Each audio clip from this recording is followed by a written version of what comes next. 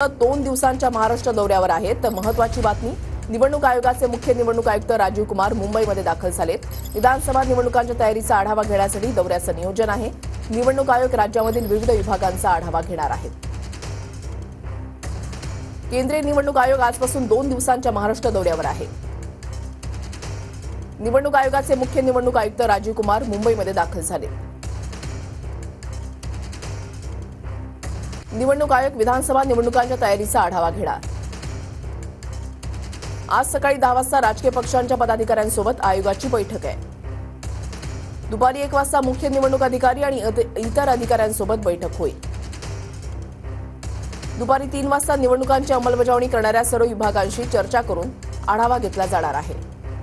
मुख्य सचिव, पोलीस महासंचालकांसोबत संध्याकाळी 5 वाजता बैठक आहे। बैठकीमध्ये सुरक्षेचा आढावा घेतला जाईल।